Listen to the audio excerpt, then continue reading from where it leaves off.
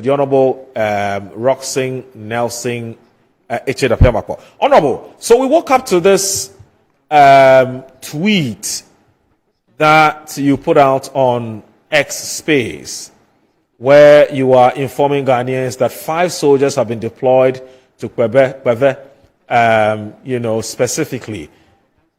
Now, what do we need to know about this information? Why did you decide to put it out? I decided to do so because clearly we have all agreed, and the CSOs have also put out a statement, I think about a month ago, that we do not need soldiers to be deployed to polling stations. Speaker had earlier made this statement about 6 months ago, that we do not need soldiers to play any active role in election monitoring or security protection duties during this election. That falls squarely within the domain of the Ghana Police Service. And he was assured. I was at that meeting when the Army High Command, nearly about 15 of them paid a courtesy call on Speaker in his office.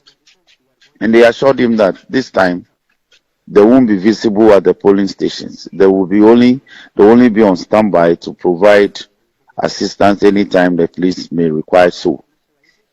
And so yesterday I was in Kwebe for some work, and then I got information that some 5 soldiers in one military vehicle drove to the police command headquarters at Kwebe to, as it were, look for the commander and report themselves. The essence was that they had been deployed for election duties in Southern, and so they will be in Southern from as of yesterday until next week Sunday. But technically speaking, they won't come until about Wednesday, next week Wednesday. That is when they will come and station themselves, and so they will be here Wednesday, Thursday, Friday, Saturday, Sunday evening before they will depart.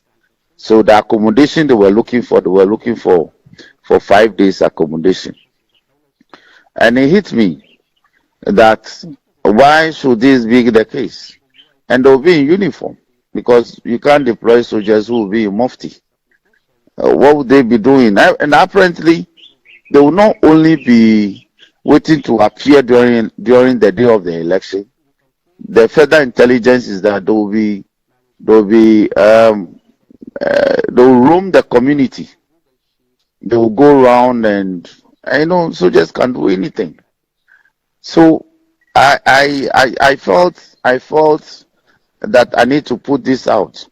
That is why I added that last year, the day before the elections, on the 6th of December 2020, 28 military officers were deployed mainly from Takrady to come to Southern. And apart from about 2 of them, none of them spoke Ewe.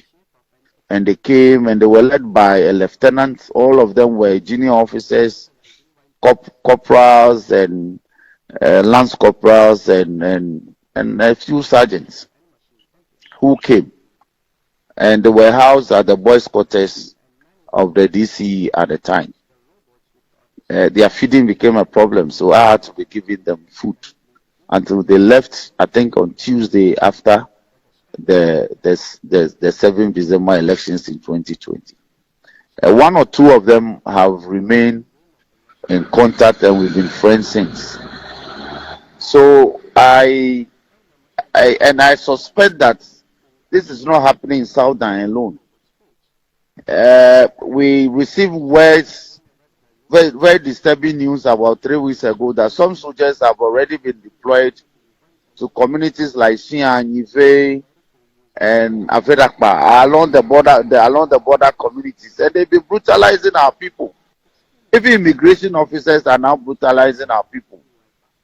And let me quickly add that you'll be surprised that as we speak, if you are traveling from the Volta region to anywhere across the Adome Bridge, when you get to the Sukuma immigration barrier, immigration officers have been instructed to inspect Ghana cards.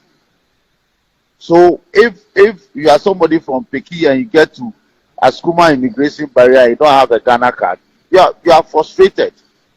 They openly tell you that you are not a Ghanaian, so you are not permitted, as it were, to proceed with your journey.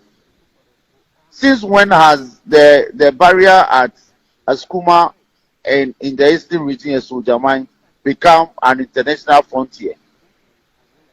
And I've been raising this matter on the floor. It appears that people are not paying attention to us, but we are increasingly being treated as if we belong to another country.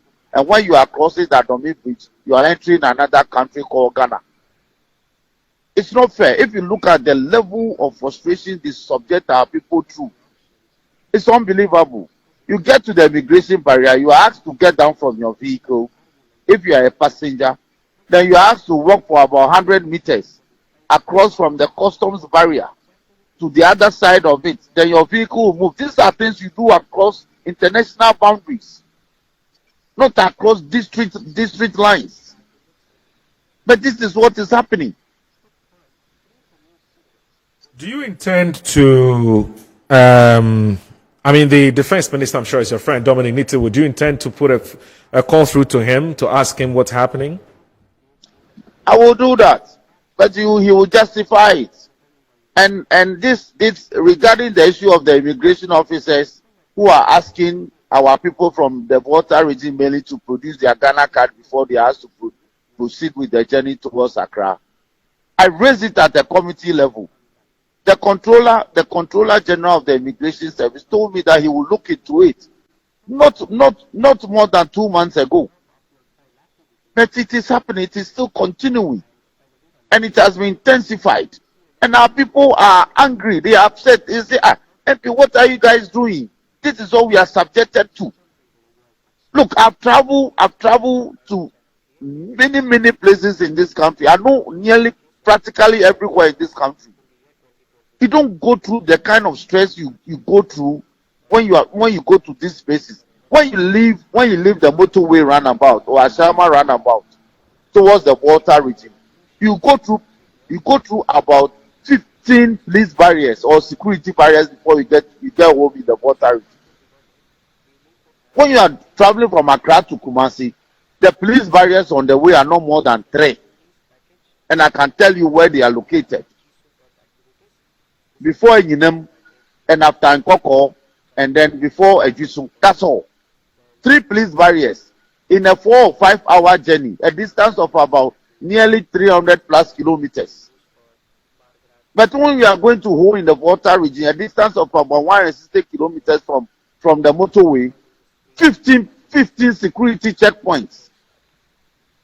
As we speak, national security has even mounted a checkpoint at Mamiwata after the Adomi Bridge and before Dwapong.